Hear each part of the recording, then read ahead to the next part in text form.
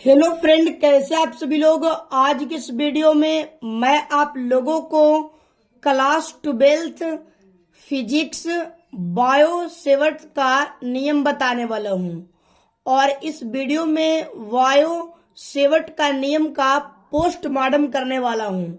अगर आप ये वीडियो पूरा देख लेते हैं तो 5 अंक आपको मुट्ठी में आ जाएगा। और ये क्लास 12th फिजिक्स के लिए बायो सेवर्ट का नियम या बायो सावर्त का नियम मोस्ट वीवीआई सवाल माना जाता है। तो अगर आप ये वीडियो पूरा देखते हैं तो आपको 5 नंबर फिक्स है। तो आइए हम लोग बायो सेवर्ट का नियम को पूरे एक्सप्लेनेशन अच्छा से कर लेते हैं। सन 1820 ईस्वी में बायो तथा सेवर्ट नामक वैज्ञानिक ने किसी चालक के चारों ओर उत्पन्न चुंबकीय क्षेत्र के संबंध में एक नियम प्रस्तुत किया जिसे बायो सेवर्ट नियम कहते हैं।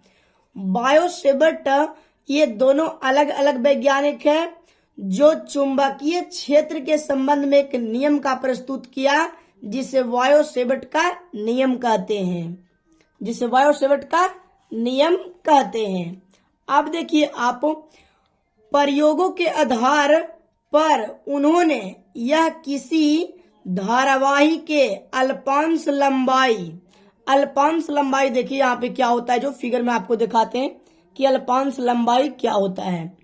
तो यहाँ पे आप फिगर को अच्छे से देखिए और इसको पार लीजिएगा। देखिए तो फिगर में आपको देखना है कि अल्पांश लंबाई क्या होता है। तो अल्पांश लंबाई यहाँ पे देख रहे हैं डेल्टा एल, या आप डीएल भी लिख सकते हैं। छोटे लंबाई के लिए आप डेल्टा एल या डीएल भी लिख सकते हैं।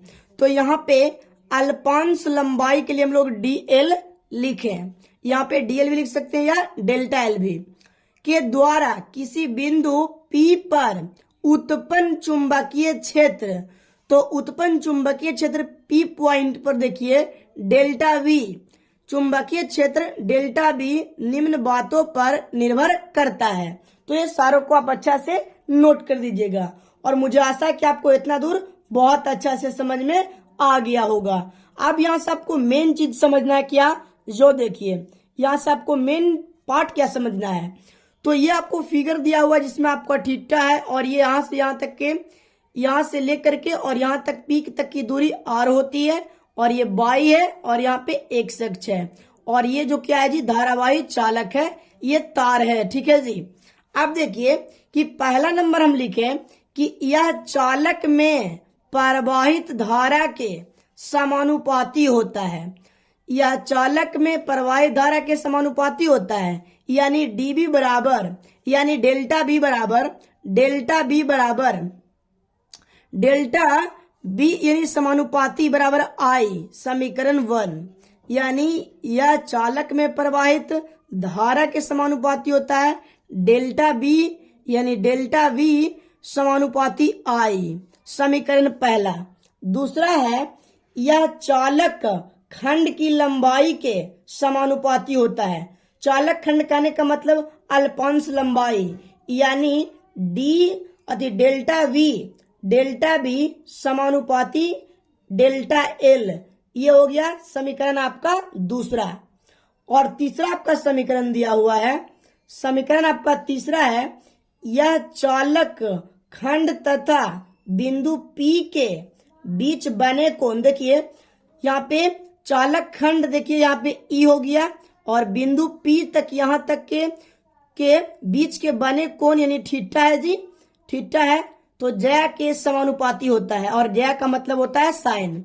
तो यह चालक खंड तथा बिंदु P के बीच बने कोण के ज्या के समानुपाती होता है, यानी डेल्टा बी समानुपाती साइन थीटा, समीकरण 3।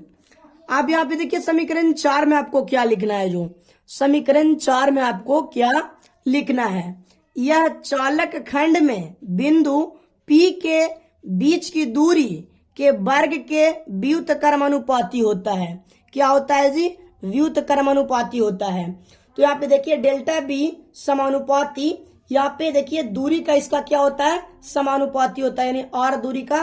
तो क्या हो जाएगा, व्युत्क्रमानुपाती, और व्युत्क्रमानुपाती का मतलब हो गया यहाँ पे आर स्क्वायर वर्ग के।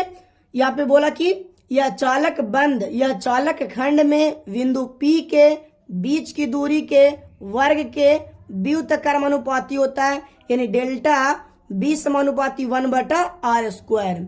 अब यहाँ पे आपको क्या करना है, अब आपको कुछ नहीं करना है, अब आपको कुछ नहीं करना है, एकदम थोड़ा सा देखिए, सारी चीज को आप अच्छा से सॉल्यूशन कर दीजिएगा।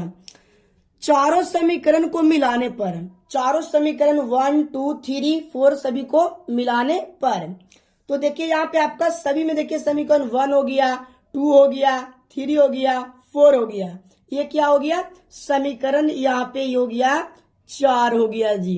क्या हो गया, ये समीकरण 4 है। तो ये समीकरण 4 है, ठीक है। देखिए यहाँ पे बढ़िया से लिख देते हैं समीकरण 4, ठीक है। तो ये चारों समीकरण को बराबर करने पर, यानी मिलाने पर, मिला रहे हैं तो क्या करिएगा, डेल्टा बी समानुपाती यहाँ पे आई हो गया और डेल्टा एल हो गया साइन थीटा। तो देखिए डी यहाँ पे डेल्टा बी समानुपाती आई डेल्टा एल साइन थीटा बटा आर स्क्वायर।